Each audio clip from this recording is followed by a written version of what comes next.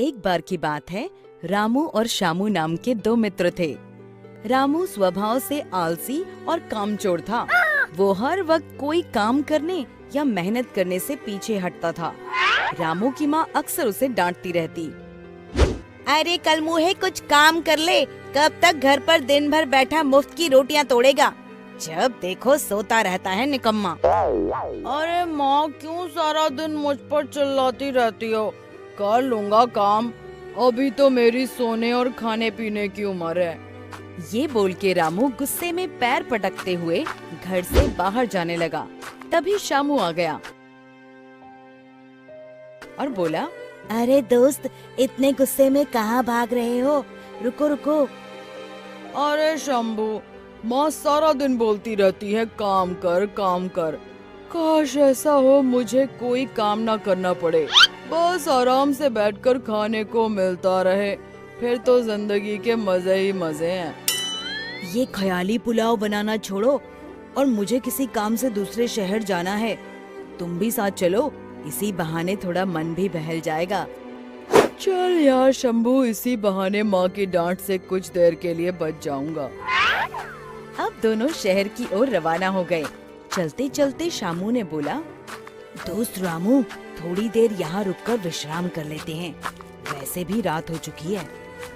दोनों वहीं एक पेड़ के नीचे बैठ गए। रामू की नजर पेड़ की टहनी पर कुछ चमकती हुई चीज पर पड़ी। उसने बोला, शामू, ये क्या चमक रहा है, आओ देखें क्या है। अरे दोस्त रहने दो, पता नहीं क्या है, हम यहाँ से चलते हैं। तुम भी खामखा डरते हो, एक बार पेड़ पर चढ़कर देखें तो सही, आखिर है क्या। दोनों जैसे ही पेड़ पर चढ़ने लगे, तभी उन्हें एक आवाज आई, रुको। एक महात्मा जो वहीं नजदीक विश्राम कर रहे थे, उन्होंने दोनों को रोका और बोला, ये रोशनी उस जादुई घर से आ रही है जो उस पेड़ के पीछे बना है। रामू ने जब पेड़ की ओर देखा तो हैरान हो गया। जादुई घर, अब ये क्या है और इसमें इतनी रोशनी क्यों है? इस घर की एक खासियत है, इसमें रहने वाले व्यक्ति को कोई भी काम नहीं करना पड़ता और ना ही कोई मेहनत करनी पड़ती है, बस आराम से बैठकर खाओ और सो जाओ। इस घर में अपने आप सब कुछ उपस्थित हो जाता है और वो भी बिना परिश्रम के।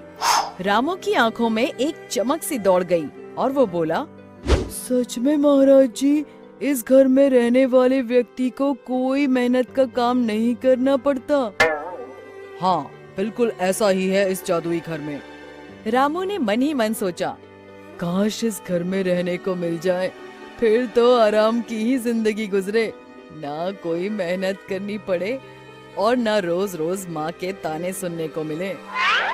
रामू महात्मा जी से बोला, महात्मा जी, अगर मुझे इस घर में रहने को मिल जाए तो आपकी बड़ी कृपा होगी। हाँ, रह सकते हो, पर इसके लिए तुम्हें एक बात याद रखनी होगी, यदि तुमने एक बार इस जादुई घर में प्रवेश कर लिया तो फिर मेरे बुलाए बिना तुम कभी बाहर नहीं आ सकते। अब रामू सोचने लगा कि मुझे तो बस मेहनत करने से बचना है, ऐसे आलीशान जादुई घर को छोड़कर कौन आना चाहेगा जहाँ सब कुछ अपने आप मिल जाता है। दोस्त, ये तुम क्या सोच रहे हो, चलो चलते हैं यहाँ से, देर हो रही है। तुम जाओ, मैं अब इसी जादुई घर में रहूंगा। रामू जादुई घर में जाने लगा।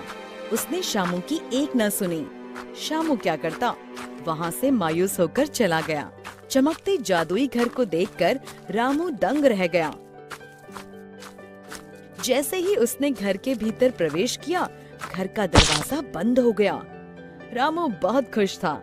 उसने सोचा, बहुत थक गया हूँ, अब कुछ खाने को मंगवाता हूँ, मुझे भूख लगी है, कुछ खाने को दो। ढेर सारे पकवान रामू के सामने लग गए। रामू इतने ढेर सारे पकवान देखकर खुशी से चिल्लाया, इतने सारे पकवान और वो भी बैठे बैठे, अब आएगा ना जिंदगी का मजा। भोजन करने के पश्चात रामू ने सोचा, थोड़ी देर सो जाता हूँ, बहुत नींद आ रही है। रामू सो गया। कुछ देर बाद वो सोकर उठा और फिर कुछ खाने के लिए मंगवाने लगा।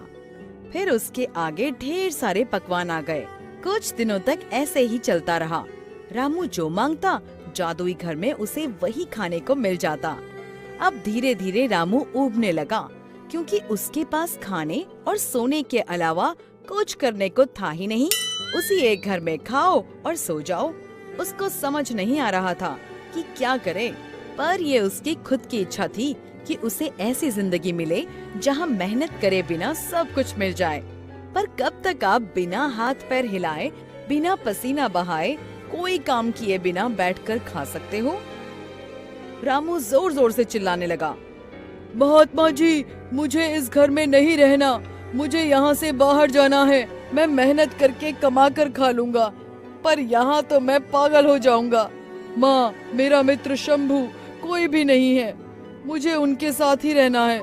महात्मा जी, मुझे वापस भेज दो मुझे महात्मा जी। चिल्लाते हुए अचानक से रामू को आवाज आई, अरे निकट्ठू, उठ जा, सूरज सर पर चढ़ाया है, कोई काम ढूंढ ले। अपने मित्र शंभू से कुछ सीख ले, वो कितनी मेहनत करता है। रामू टपक से उठा और घबराया हुआ बोला, माँ तुम, मैं जादुई घर से बाहर आ गया या फिर कोई सपना देख रहा था? रामू को समझ आ गया था कि बिना मेहनत किए जीवन बेकार है।